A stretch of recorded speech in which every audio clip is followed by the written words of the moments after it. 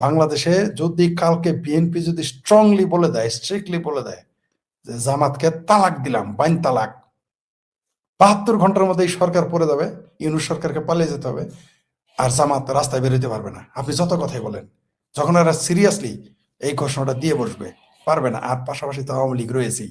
সুতরাং আওয়ামী লীগ ও বিএনপির মতো দুইটি দলের ভিতর থেকে জামাতকে আপনি ক্ষমতায় বসাবেন, এটা কোনো পরাশক্তি চাইলেও পারবো না। কারণ 71-এ তারা বহু শক্তিশালী ছিল, পারে নাই, এখনো পারবে না। হয়তো আপনি বলতে পারেন যে তখন বঙ্গবন্ধুর মতো নেতা ছিল, ওকে, এখন বঙ্গবন্ধুর মতো নেতা নাই, কোনো সন্দেহ নাই। কিন্তু যত কথাই আমরা বলি বা না বলি, বিএনপি এবং আওয়ামী লীগের জনপ্রিয়তার কাছে জামাত বড় জোর একটা পরগাছা। বড়ই গাছের উপরে গাছ থাকলে অনেক কিছুই দেখা যায়, কিন্তু ছোট্ট ওই শিকড়টা কেটে দিলেই আপনার পরগাছা শেষ।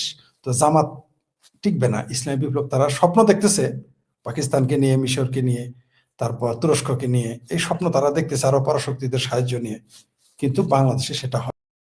বাংলাদেশের যে রাজনীতি, অভ্যন্তরীণ রাজনীতি এবং এই রাজনীতিকে ঘিরে যে অস্থিরতা, এটি নয়াদিল্লি এবং ঢাকার সম্পর্কে প্রভাব ফেলেছে, এটি আমরা সবাই বুঝতে পারছি।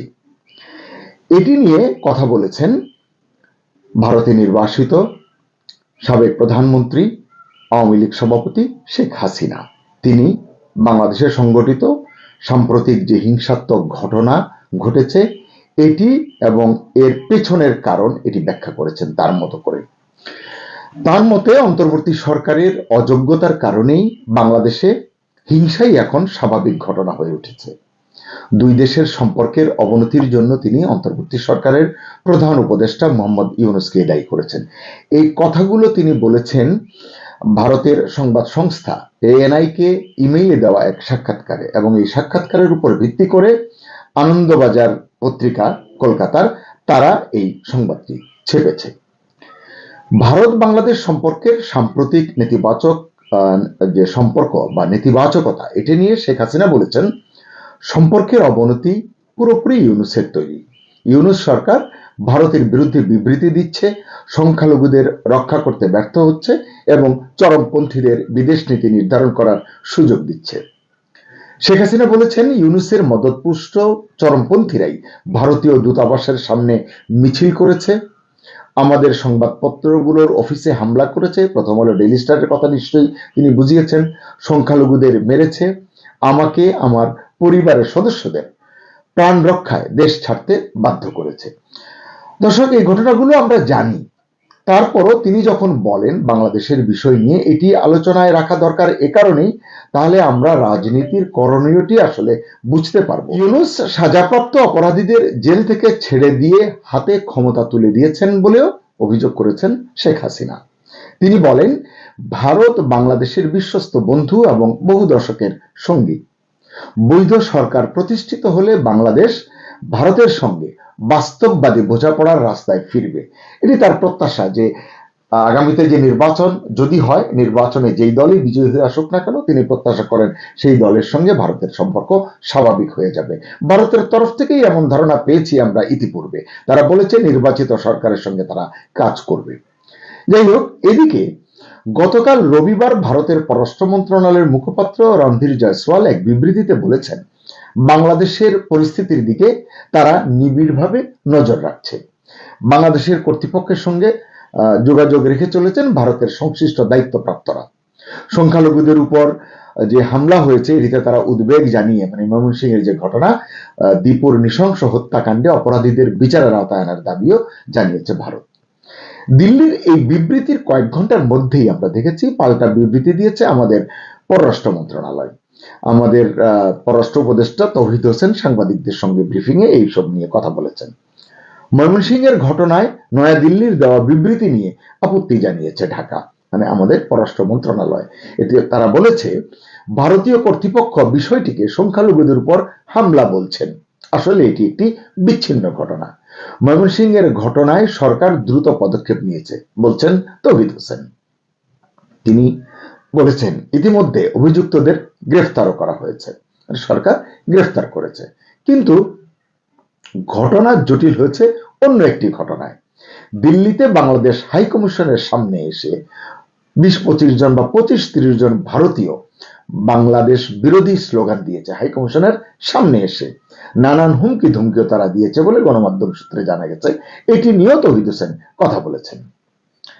আমার প্রশ্ন হলো যে দিল্লিতে কূটনৈতিক এলাকার ভেতরে যেখানে বাংলাদেশ হাই কমিশন অবস্থিত, সেটা তো খুব নিরাপদ স্থান বলে আমরা জানি। চাণক্যপুরী অনেকগুলো ডিপ্লোম্যাটিক ব্লক পেরিয়ে বাংলাদেশ হাই কমিশন, তার অফিস সেখানে।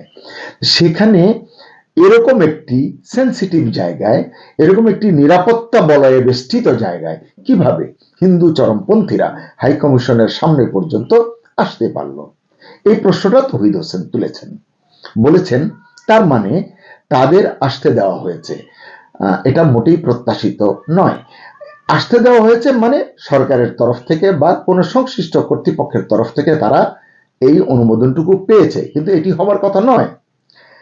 কিন্তু এটি নিয়ে যখন অভিযোগ তুলেছেন, এর জবাব আবার দিয়েছেন রণধীর জয়সওয়াল। তিনি আমাদের পররাষ্ট্র উপদেষ্টার এই বক্তব্যকে স্বীকার করেননি, অভিযোগকে স্বীকার করেননি, বরং বাংলাদেশের কিছু গণমাধ্যমে এই ঘটনা নিয়ে বিভ্রান্তিকর প্রচার চালানোর অভিযোগ তুলেছেন। জয়সওয়াল বলেছেন, ভিয়েনা কনভেনশন অনুযায়ী ভারত বিদেশি মিশন এবং দূতাবাসের নিরাপত্তা নিশ্চিত করতে অঙ্গীকারাবদ্ধ। এটি তো আমরা জানি, এটি সকল দেশের জন্যই এটি প্রযোজ্য। কিন্তু তাহলে ঘটনাটা কি ঘটলো?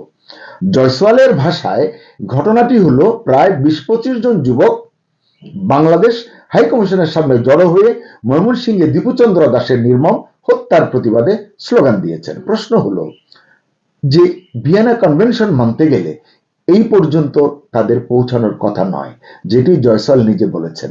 এটির ব্যত্যয় ঘটলো কেন, সেটি আসলে খতিয়ে দেখা দরকার। আসলে যে যাই বলুন না কেন, প্রকৃত বাস্তবতা হলো প্রতিবেশী দুই দেশের সম্পর্ক এখন একেবারে তলানিতে। গত কয়েক মাসে দুই দেশেই হাই কমিশনারদের তলব পাল্টা তলবের ঘটনা ঘটেছে, আমরা এটি দেখেছি। এটি কাঙ্ক্ষিত নয় এবং সামনে কি অপেক্ষা করছে এটিও আসলে এই মুহূর্তে বলা মুশকিল। প্রিয় দর্শক, রাজনীতি চলতে থাকবে, কূটনীতি চলতে থাকবে, কিন্তু এর ভেতর দিয়ে যে তিক্ততা এসেছে এটি দূরীভূত হোক, এটি আমরা প্রত্যাশা করি। তবে এই কন্টেন্টে আপনাদের সঙ্গে আমি আরো দুই একটি তথ্য যোগ করতে চাই, শেয়ার করতে চাই। দৈনিক প্রথম আলোতে দুটি লেখা আমি পড়েছি, তার সংক্ষিপ্ত সার একেবারে সংক্ষিপ্ত করে আপনাদের সঙ্গে শেয়ার করব। মুক্তিযুদ্ধকালীন বাংলাদেশ সরকারের প্রধানমন্ত্রী তাজউদ্দিন আহমদের মেয়ে শারমিন আহমদ তার একটি লেখায় লিখেছেন, প্রথম আলো ও ডেইলি স্টারের অফিসে আগুন জ্বলল দাউ দাউ করে। ছায়ানট, ইন্দিরা গান্ধী সাংস্কৃতিক কেন্দ্র, উদীচী সহ বহু সাংস্কৃতিক ও প্রগতিশীল প্রতিষ্ঠান আক্রান্ত হলো পরিকল্পিত তাণ্ডবে। বঙ্গবন্ধুর 32 নম্বরের ঐতিহাসিক বাসভবনের অবশিষ্টাংশের উপর চালানো হলো তৃতীয় দফা বুলডোজার হামলা। আইন শৃঙ্খলা রক্ষাকারী বাহিনী বরাবরের মতোই ছিল নীরব দর্শক।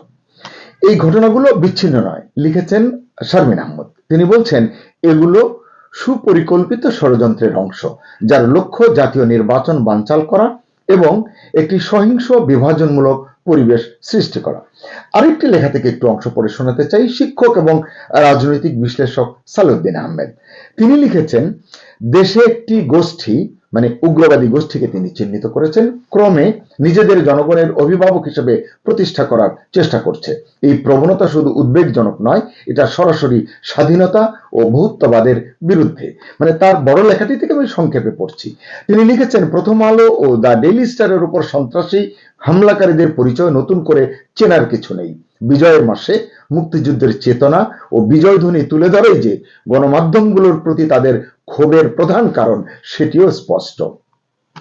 তিনি লিখেন, হাদির মৃত্যুতে আয়োজিত এক সভায় রাকসু ভিপি ও শিবির নেতা মোস্তাকুর রহমান প্রকাশ্যে ঘোষণা দেন, প্রথম আলো ও দ্য ডেইলি স্টার অবশ্যই বন্ধ করতে হবে। জাহাঙ্গীরনগর বিশ্ববিদ্যালয়ের এক শিবির নেতা বলেন, বাম, শাহবাগী, ছায়ানট ও উদীচীকে তছনছ করলেই বাংলাদেশে প্রকৃত স্বাধীনতা অর্জিত হবে।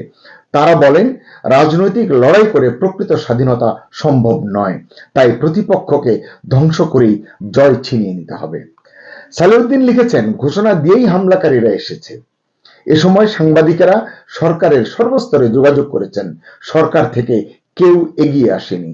অধ্যাপক আনু মোহাম্মদ বলেছেন, হামলার সময় সরকারের নীরবতা ছিল বিস্ময়কর। অন্য রাজনৈতিক দলগুলোর ভূমিকাও হতাশাজনক, বলছেন সালাউদ্দিন আহমেদ। তিনি লিখেছেন, বিএনপি সবকিছুতেই নির্বাচন বানচালের আলামত খুঁজে পায়, কিন্তু তারা বুঝতে পারেনি যে এই হামলা তার চেয়েও ভয়াবহ। বিএনপির কোনো বড় নেতা সেদিন এগিয়ে আসেনি এই দুটি সংবাদপত্র রক্ষায়। সবাই বিবৃতি দিয়েছেন, এমনকি জামাত ইসলামীও। কেউ কেউ পরদিন এসে ধ্বংসস্তূপের সামনে দাঁড়িয়ে ছবি তুলেছেন। তার সমাপনী কথাগুলো খুব যুক্তিপূর্ণ, গুরুত্বপূর্ণ। জানি না কবে আমরা এসব কথার তাৎপর্য বুঝতে পারবো। তিনি লিখেছেন, এদেশে বহু আন্দোলনে ছাত্ররা নেতৃত্ব দিয়েছে, জয় এনে দিয়েছে এবং সেই জয় জনগণের হাতে তুলে দিয়ে আবার তারা পড়াশোনায় ফিরে গেছে। কিন্তু এবার যারা আন্দোলনের মাধ্যমে জয় দাবি করছে, তারা প্রতিনিয়ত সেই জয়ের নতুন নতুন সীমারেখা টানছে। দর্শক, অত্যন্ত গুরুত্বপূর্ণ কথা, জয়ের নতুন নতুন সীমারেখা টানছে। মানে এটিকে ভিন্নার্থে আপনি বলতে পারেন, এক এক সময় তারা তাদের আবদারের যে তালিকা সেটিকে লম্বা করছে। গণতান্ত্রিক পথে প্রভাব বিস্তার সহজ নয় বুঝে তারা অরাজকতা ও হুঙ্কারের রাজনীতি বেছে নিচ্ছে। দর্শক, শেষ করব, আপনি কি মনে করেন এই যে প্রবণতার কথা বললেন সালেউদ্দিন আহমেদ, যে অরাজকতা ও হুঙ্কারের রাজনীতি এবং উগ্রবাদের রাজনীতির কথা তিনি বললেন, এবং যেটি বললেন যে এই গোষ্ঠী এটি বেছে নিয়েছে, আপনি কি মনে করেন এই অরাজকতা এবং হুঙ্কারের রাজনীতি, উগ্রবাদের রাজনীতি বাংলাদেশের জন্য কোনো সুফল বয়ে